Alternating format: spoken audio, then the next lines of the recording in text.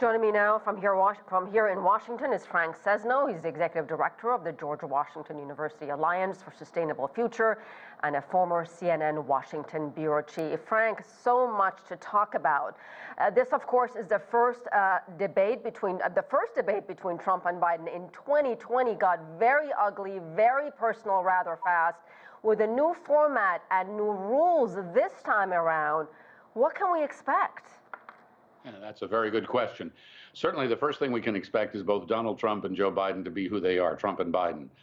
I think it's going to be much harder for Trump to play to the crowd because there's not going to be a crowd there. Probably the biggest single difference in this debate from previous debates that we've seen between the two of these guys and with the other candidates is there's no audience. Donald Trump feeds off of an audience, whether it's their applause or their cheering or anything. Biden sometimes uses an audience as kind of a sounding board or a shock absorber if he gets lost in a sentence because they tend to be forgiving. So that's the first thing. The second thing is, how are they going to go at one another? I expect them to go very vigorously at one another.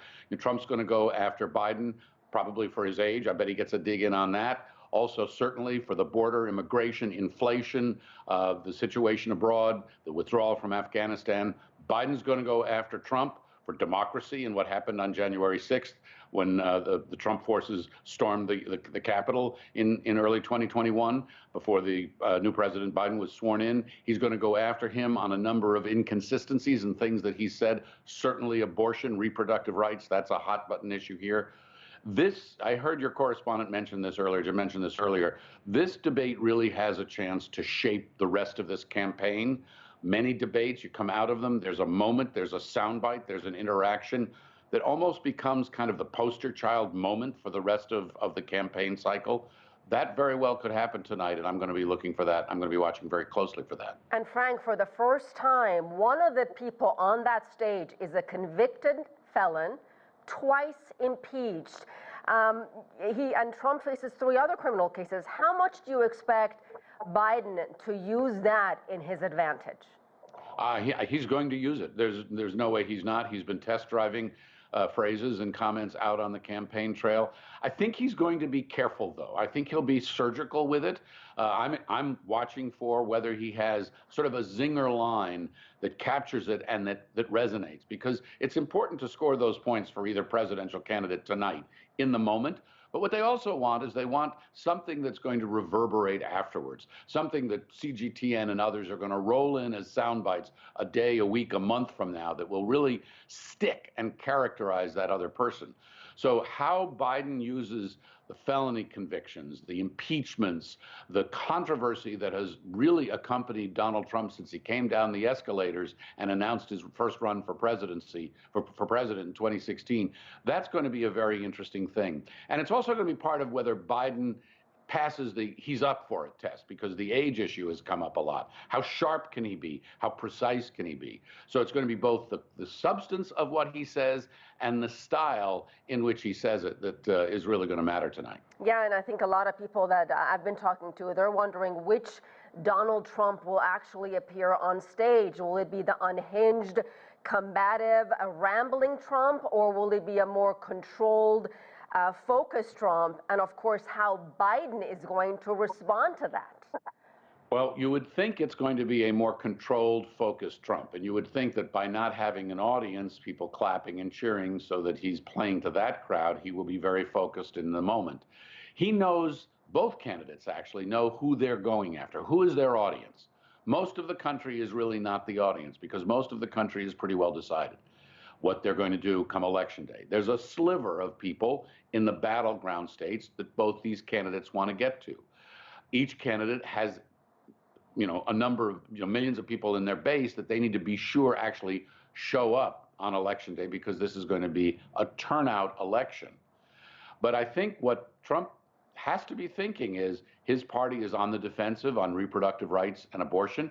That's hurt him with women. It's hurt him with more educated women in suburban communities, especially in these battleground states. There are only a half a dozen of them or so. They really matter. If he is unhinged, if he comes across without discipline, that won't appeal to that crowd. So my hunch is that we'll see a more disciplined Trump. At least he's going to try to do that. Whether he can hold that for an hour and a half, we'll see, because that's who he is too. And of course, in terms of substance and some of the issues that you talked about, Biden will also have to address really the economic squeeze so many Americans are feeling and really articulate a plan of what he's going to do to help Americans in the next 4 years if he's reelected. That's exactly right. I mean, one of the calculations that both candidates have to make is how much do they want to dwell or reference the past, whether it's Trump with the 2020 election or Biden hanging impeachment or anything else. Because what voters are going to be concerned about, and what polls show they're most concerned about, is the present and the future. Inflation, how much is that hurting them now? Where is it going? What is their outlook for the future? Immigration ties into that. The economic issue is always number one. Voters, American voters, vote first and foremost their pocketbook, what's happening to them. And so I'd be very surprised if Biden doesn't try to show off where he can on the fact that inflation has come down, but then talk about, or try to talk about, where he's going and how that's going to stabilize further the economy that people feel very profoundly.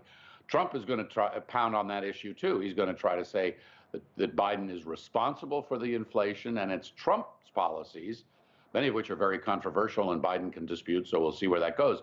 But Trump is going to say, my policies are going to be the ones to normalize the economy. And finally, Frank, who do you think has a bigger advantage when it comes to undecided voters? Wow, that's a great question. I'm not sure either one of them has an advantage when it comes to undecided voters, but I might offer who has a disadvantage, and that's probably Biden. Usually, while the incumbent has certain advantages, the power of the office, they're also saddled with the record. They're saddled with where we are. And the economic picture in particular is an uncertain one. Biden has other things that seem to be going in his favor, reproductive rights, abortion issue, that cuts his way, so it seems. So it's a hard call. I think, both candidates are going to have to calibrate their messages very carefully if they're going to have an advantage with that sliver of an audience that's really up for grabs. And that audience is going to determine the outcome of the election. Understood. Frank Sesno, thank you very much. My pleasure.